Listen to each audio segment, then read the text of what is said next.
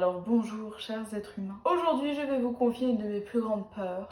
Parler comme une parigo là. Le temps. C'est quelque chose qui m'a toujours fascinée et effrayée à la fois. Je suis la meuf qui stresse à balle quand son anniversaire arrive. Alors vraiment pour fêter mes 20 ans, mes deux meilleures potes elles ont subi une semaine d'angoisse. De mes angoisses toute la semaine avant la soirée. Oh, c'était abusé. Car oui j'ai peur de grandir. Let's go faire une petite vidéo témoignage donc.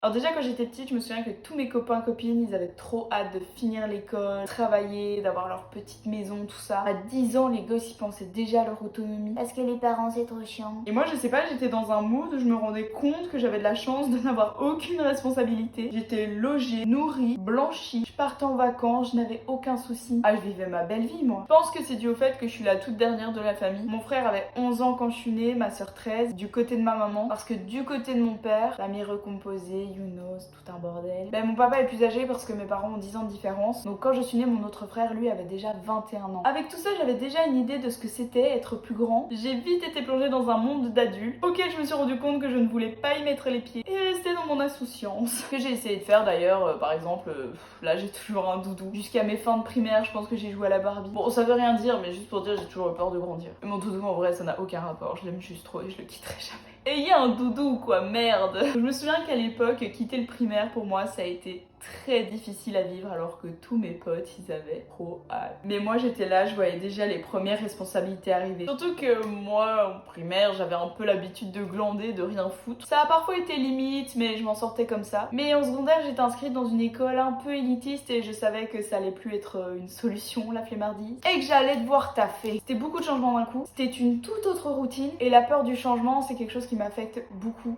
aussi. Dans les biais cognitifs, ça s'appelle le biais d'inertie. Vouloir rester dans une situation de statu quo. En gros, t'as peur de l'évolution et t'as envie de rester dans une situation que tu connais. J'ai une très belle enfance et je la quittais à peine que j'étais déjà nostalgique. J'ai une bonne éducation, tout ça, même si toutes les familles ont leurs problèmes, mais voilà, dans la globalité, c'était génial. Donc forcément, ça joue dans le fait que t'aies pas envie de grandir et de passer à autre chose parce que t'es bien dans le moment même. Et aussi, il faut savoir que mes parents m'ont assez vite sensibilisée dans mon éducation à la valeur de l'argent, la valeur des choses, le coût de la vie, tout ça. Mon moi de 10 ans, il avait déjà un autre œil sur certaines étapes de la vie, j'étais là ok moi je veux pas aller plus loin parce qu'il y avait des trucs auxquels j'étais sensibilisée mais je savais que je n'avais pas à m'en soucier, c'était un problème d'adulte. Mais bon forcément c'est bien beau mais t'as pas le choix d'avancer dans l'âge et donc quand je suis rentrée en secondaire il a bien fallu évoluer. Alors durant cette période de ma vie j'ai développé un énorme perfectionnisme pour l'école parce qu'en primaire je vous ai dit je foutais R donc tout le monde était là Nina va vraiment aller là-bas mais cette école elle va jamais y arriver, faut avoir des hyper beaux points tout ça. Moi ça m'a un peu mis dans un mood de ok je vais tout niquer. Je suis devenue obsédée par mes points. C'est cool, j'avais des beaux points, mais c'était malsain, voilà. En plus, avec ma nature anxieuse, je me mettais une pression de pas possible. J'avais 12 ans, je suis sûre, j'étudiais autant que quelqu'un à l'unif. Ah, vraiment la meuf chiante, quoi. Tout ça pour dire que j'étais H24 stressée et ça ne m'aidait pas à accepter le fait que le temps passe. Car en plus, ça avance de plus en plus vite. Mais du coup, tu réalises de nouvelles choses encore. Et ça, c'était un coup de massue dans la gueule. Mes parents ont divorcé, donc je me rendais compte que l'amour parfait n'existait pas. C'est pas genre tu te mets en couple et puis tu restes avec l'homme, la femme de ta vie pour toujours. Toutes les bonnes choses ont une fin. Puis on partait plus en vacances aussi, donc je me rendais compte que même si t'as un job stable, tout ça, plus tard, ben l'argent c'est pas une mince affaire, ça peut être compliqué, le coût de la vie augmente. Bref, j'en avais déjà conscience, mais là j'avais plus aucun doute là-dessus. Coup de hache. Et donc, bien évidemment, je ne voulais pas arriver jusqu'au réto. En primaire, j'avais peur de la fin et d'arriver en secondaire, mais en secondaire, j'avais peur de la réto et puis d'arriver dans le supérieur. Je ne savais pas quoi faire plus tard, j'avais pas encore envie de recommencer un nouveau chapitre de ma vie. Genre, stop là, c'est bon,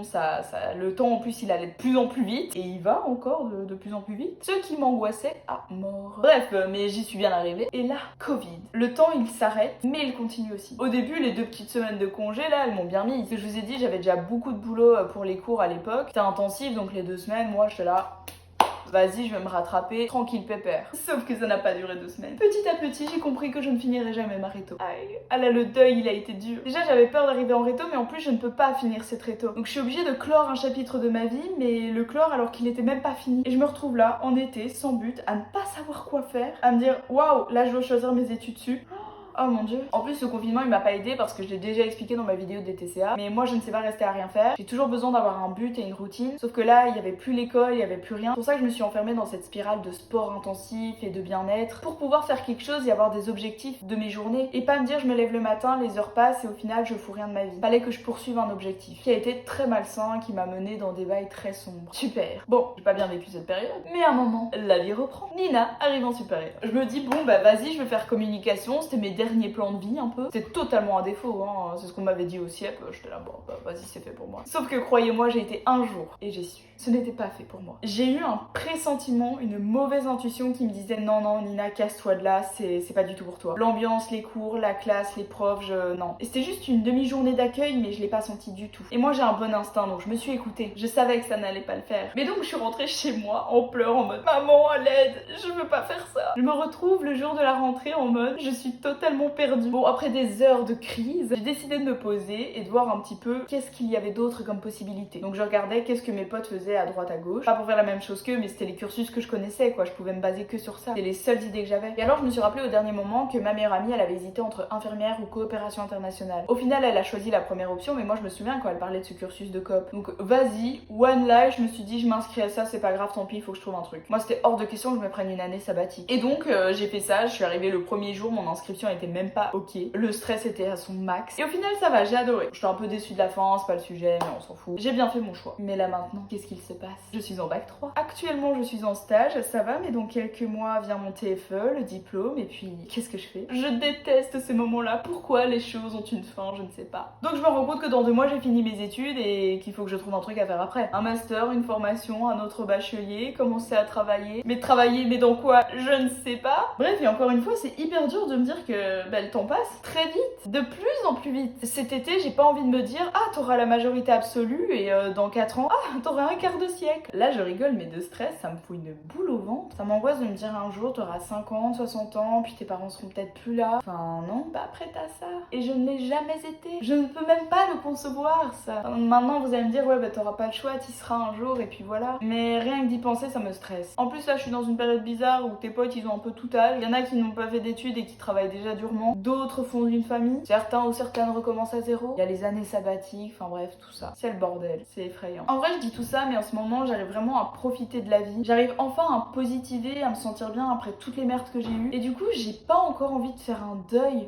de nouveau passer à autre chose. Enfin mes années de sup, il y a eu 1 an de Covid, 1 an de TCA. Là j'ai l'impression que je profite seulement de ma jeunesse. J'ai envie de rattraper tout le temps que j'ai perdu. Mais je peux pas le rattraper puisque la vie elle continue. Et au-delà du fait que je ne veux pas grandir et du stress intense des responsabilités d'adulte, bah il y a aussi la peur de la mort très clairement. Disons-le. À savoir, même pendant ma dépression qui était vraiment hardcore, j'étais totalement vide d'émotions. Vide où je ressentais que de la tristesse. Les psys forcément ils avaient peur que vous voyez quoi. Alors que moi j'avais beau être au fond du trou, cette idée ne me passait absolument pas par la tête. Jamais j'aurais pu mettre fin à mes jours. Parce que oui j'étais vide d'émotions, par contre la peur de la mort ça elle était encore là. C'était inconcevable. De plus au niveau de cette peur je vous ai dit qu'en rentrant en secondaire je me rendais compte de plus en plus de choses qui devenaient concrètes. Là un exemple clé, quand j'étais gosse je me disais tu meurs vieux. Sauf qu'en grandissant tu te rends compte que tu peux partir à tout âge. Et parfois en fin de journée quand tu te dis ok tu peux partir demain, est-ce que t'en as assez profité? Waouh c'est dur. C'est dans ma nature de trop penser hein. Voilà, après on se demande pourquoi j'angoisse avec ce genre de questions. Mais j'ai fait une vidéo de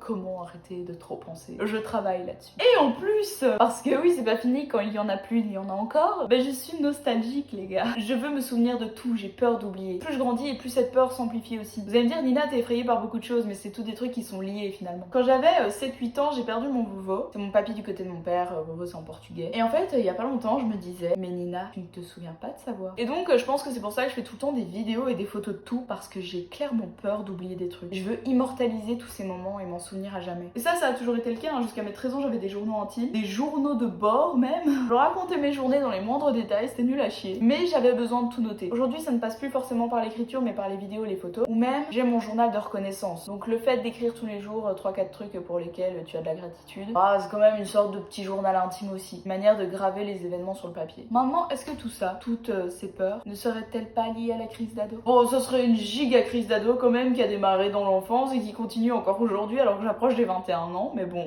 J'en ai déjà parlé dans plusieurs de mes vidéos mais je pense que c'est l'hypersensibilité qui joue énormément dans tout ça. Franchement à l'heure actuelle, alors depuis quelques mois, faut se le dire ça va mieux quand même. Parce que je me suis vraiment reprise en main en mode vas-y, one life, profite. Je positive à fond, je fais des trucs que j'aime, je fais des plans d'action pour aller mieux. J'essaie de vivre pleinement le moment et donc à défaut, je pense moins à tout ça. Je n'essaye plus d'anticiper la souffrance qui est ou qui va arriver. En fait, la vie, c'est un incroyable cadeau. Donc oui, il y a une fin, mais c'est ce qui la rend plus belle. Et puis on peut se rassurer comme on peut. Certains, certaines croient en Dieu. Moi, perso, au fond, je crois en la réincarnation. Vas-y, après, je serai peut-être une chèvre, qui sait. En espérant qu'une chèvre soit moins anxieuse que moi. Mais voilà, je me rassure comme je peux. Bref, les amis, profitons de la vie. Vivons-la pleinement. Sur ce, j'espère que cette petite vidéo témoignage vous aura plu. Je vous fais plein de gros bisous et je vous dis à la prochaine.